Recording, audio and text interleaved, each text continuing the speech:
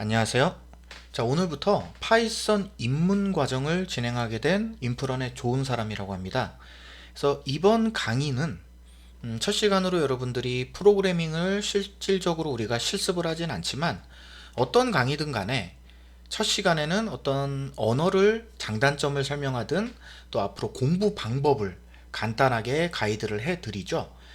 그래서 간단하게 강의 소개를 해드리면 현재 여러분이 지금 처음 시작하는 이 강의는 파이썬 입문입니다. 파이썬 입문은 기존의 다른 언어, 뭐 자바나 C 이런 것들을 사용하시다가 파이썬을 처음 배우시는 분들이 있을 수가 있고요. 또는 전에 어떤 입문, 어떤 문과 또는 어떤 필요에 의해서 프로그래밍을 파이썬 언어로 처음으로 시작하는 분들도 있을 수가 있겠죠. 그래서 그런 분들을 위한 최초 과정이라는 것을 말씀을 드리겠습니다. 그래서 저 같은 경우는 현재 오리엔테이션에서 그렇게 이제 길게 장황하게 설명을 드리는 것보다는 제가 겪은 현재 프로젝트를 많이 수행하고 있거든요. 주중에는. 그래서 그러한 가운데서 느낀 것들, 예를 들어 이제 프로그래밍, 또 코딩 방법, 또 좋은 프로그래밍이란, 그래서 제가 경험하고 어떤 효율성, 제가 또 성장하고 이런 것들을 간단하게 설명을 드리고, 또 그래도 우리가 파이썬을 배우는 거기 때문에 파이썬 언어의 장점과 또 여러분이 파이썬을 배움으로써 어떠한 곳에서 활용할 수 있는지, 또 다른 언어와 다르게 왜 요즘에 파이썬이 어떻게 많이 트렌드가 되었고, 어떤 웹, 또 모바일, 또 IoT라 하면 여러분들 미니, 초소형 PC를 의미합니다. 다양한 분야에서 왜 파이썬이 독보적으로 지금 많이 사용하는지, 그 뜻은 파이썬 언어만이 가지고 있는 분명한 특징이 있기 때문에 그런 것이죠. 이 6가지에 대해서 간단하게 설명을 드리고 다음 강의에서부터는 본격적으로 파이썬 공부를 시작하도록 할게요.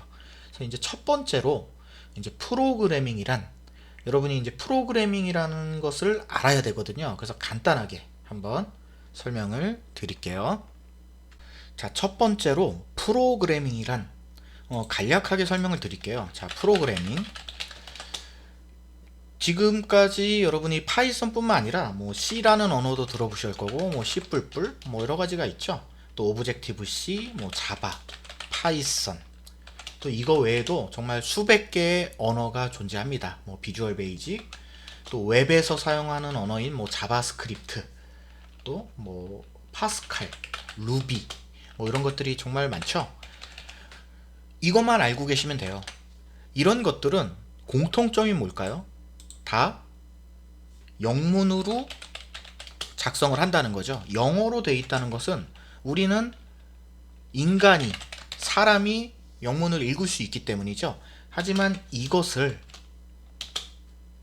컴파일러라는 거를 거치면 여러분이 지금 앞에 앉아 있는 컴퓨터, 그렇죠? PC죠. PC의 CPU, 그렇죠? 두뇌잖아요, 두뇌. 이 CPU한테 전달을 하는 거죠. 즉 컴파일러가 기계어로 이 컴퓨터가 알아들을 수 있는 1과 0으로 이루어진 언어로 CPU한테 전달을 해서 이게 실행이 된다는 거죠. 실행이 되고 그 실행 결과를 가지고 여러분들이 이제 목적을 가진 어떤 결과에 부합하는지 이런 것들을 확인할 수 있다는 거죠. 그렇기 때문에 여러분들이 브라우저를 통해서 네이버를 볼 수가 있고, 또 구글에서 방문을 하고, 또 유튜브를 통해서 영상을 보고, 또 여러분이 휴대폰으로 뭐 카톡, 메신저 이런 것들을 하죠. 그런 것들이 짧은 시간에 우리가 만들어 놓은 어떤 프로그램을 통해서 만들어 온 프로그램을 통해서 그런 것들을 우리가 활용할 수 있다는 거죠. 자, 결과물. 그렇죠? 이러한 일련의 과정을 프로그래밍이라고 합니다. 그래서 요약해서 정리하면 사람이 읽고 이해할 수 있는 언어를 가지고 어떤 프로그램을 만드는 과정을 프로그래밍이라고 이해하시면 되겠죠. 근데 이렇게 이런 이론은 알고 계셔야 되는 건 맞지만 실질적으로 여러분들이 원하는 건 어쩌면 파이썬 문법이에요. 그렇기 때문에 빠르게 설명을 해서 짤막짤막하게 넘어가도록 할게요.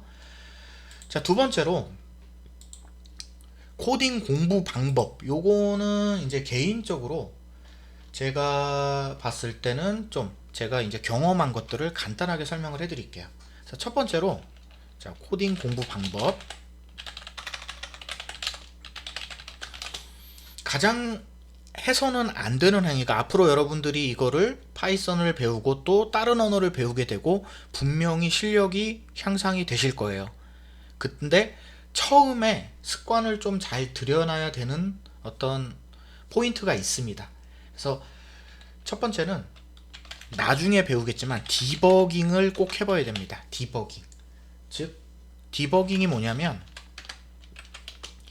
여러분들이 프로그램을 어떤, 예를 들어 나는 크롤러를 만들 거야 하다 보면 그게 짠 하고 만들어지는 게 아니에요.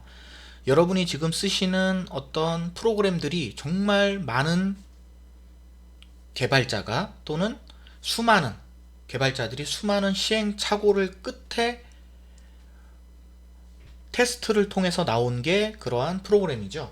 그렇기 때문에 디버깅을 통해서 항상 개발을 하면서 내 어떤 의도에 맞게 프로그램이 실행되는지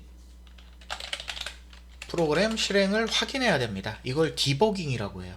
그래서 저랑 문법 공부를 할 때 또는 여러분이 이 강의를 듣고 다음 과정으로 넘어갔을 때 반드시 디버깅을 통해서 중간중간에 정말 옳은 방향으로 개발을 하고 있는지, 또 나중에 나타날 문제점은 없는지, 이런 것들을 한 수 앞을 보고 생각한다고 하죠. 이런 거를 확인하는 게 좋습니다.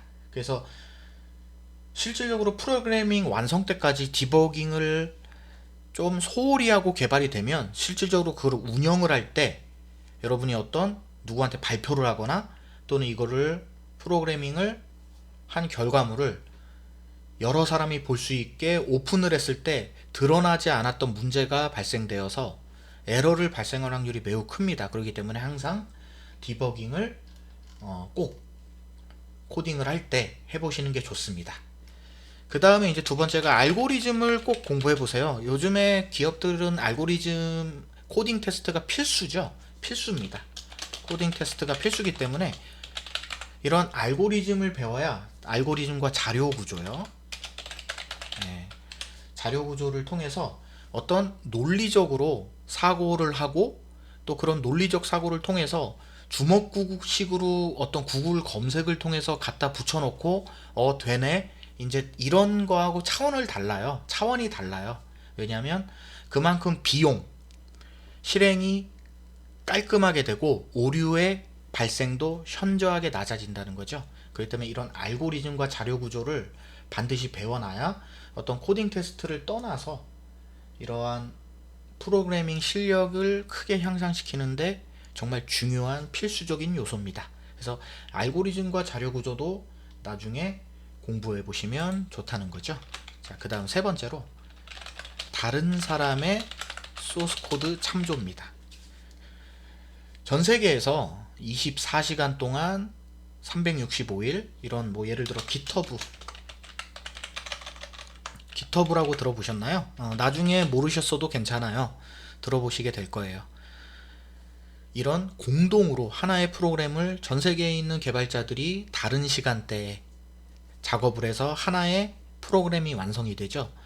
이런 게 정말 대단한 거예요. 그런기 때문에 정말 완성도가 높은 프로그램이 나오는 거죠. 이런 것을 지금은 어려운 단어일 수 있는데 뭐 오픈 소스라고 합니다. 열려있는 소스 코드죠. 그래서 항상 테스트도 항상 이루어지고 이러기 때문에 완성도가 높고, 이런 거를 활용해서 여러분이 편하게 개발을 할 수 있게 되는 문화가 정착되고 있습니다. 그렇기 때문에 다른 사람의 소스 코드를 보는 것만큼 정말 큰 공부가, 나한테 도움이 되는 부분이 정말 큽니다. 그래서 나보다 더 뛰어나고 또 깔끔하고 또 중복을 줄이고 이러한 소스 코드들이 많기 때문에 다른 사람의 소스 코드를 반드시 한번 살펴보시고, 또 취할 것은 취하고 이렇게도 짤 수 있네, 이거는 좀 잘못된 것 같은데 이렇게 수정하면 좋을 것 같은데, 이러한 사고를 해보시는 게 좋습니다. 그 다음 네 번째로 주석입니다. 자, 이 부분은 이제 강의 때 본격적으로 강의가 들어가면 제가 자세하게 말씀을 드릴 건데요. 저 같은 경우는 이런 주석 같은 거를 반드시 잘 달아야 된다고 생각해요. 여러분들이 어떤 코딩을 하고 프로그램을 만들면 그게 일주일이 지나고 하면 잊어버릴 확률이 큽니다. 물론 전체적인 큰 그림은 알고 있어도 이거 내가 이렇게 왜 했었지? 라는 생각이 들고, 가장 중요한 건 다른 사람이 또는 여러분이 남기고 만들고 간 소스를 다른 사람이 봤을 때도 바로 이해를 할 수 있어야, 좀 짧은 시간 안에 이해를 할 수 있어야 그만큼 시간도 줄이고 프로그램을 개선시킬 가능성이 더 크다는 거죠. 그렇기 때문에 주석을 잘 달아야 됩니다. 그래서 코드의 이해가 증가된다는 거죠. 자, 그 다음에 이제 제가 마지막으로 다섯 번째 좀 중요한 게, 자기가 만들고 싶은 프로그램을 정확하게 정의하는 것이 중요합니다. 여러분이 지금은 문법을 배워서 문법 배우는 것도 힘드실 수 있겠지만, 어느 정도 문법에 익숙해지면 내가 만들고 싶은 것을 여기서부터 A부터 B까지는 이러한 기능이 작동돼야 되고, B에서 C에는 어디 뭐 예를 들어 크롤러를 만든다고 하면 A부터 B에는 뭐 다음 사이트를 예를 들어 정확히 방문을 해야 되고, B에서 C는 다음 사이트의 뉴스를 정확하게 갖고 와야 되고, 그 다음 C에서 D는 가져온 신문 기사를 뭐 텍스트 파일이나 여러분이 사용하는 엑셀이나 이런 걸로 저장을 해야 되는, 이렇게 단위로 나눠서 정확하게 정의하는 것이 중요합니다. 그냥 무작정 구글에서 다른 거 없나? 이렇게 이미 만들어진 거 없나? 이러면 그때는 나도 실력이 늘고 있네. 물론 실력도 느는 과정이지만 그렇게 하면 어느 정도 한계점이 생겨요. 그렇기 때문에 처음에 내가 만들고자 하는 프로그래밍의 어떤 구간, 프로세스를 정확하게 이해하고 단위 코딩을 하면서 만들어서 최종적으로 완성을 하는 게, 이렇게 디버깅도 원활하게 할 수가 있고요. 이런 것이 중요하다는 겁니다. 그러면 이렇게 하다 보면 내가 뭐가 부족한지, 또는 이 부분에서는 어떠한 언어로 사용하는 게 좀 더 효율적인지, 이런 것들이 보이게 돼요. 그렇기 때문에 이 부분이 되게 중요하다는 겁니다. 그래서 지금 이제 프로그래밍 코딩 공부 방법을 설명드렸고요. 그 다음에 이제 세 번째로 좋은 프로그래밍이 뭔지 설명을 드릴게요.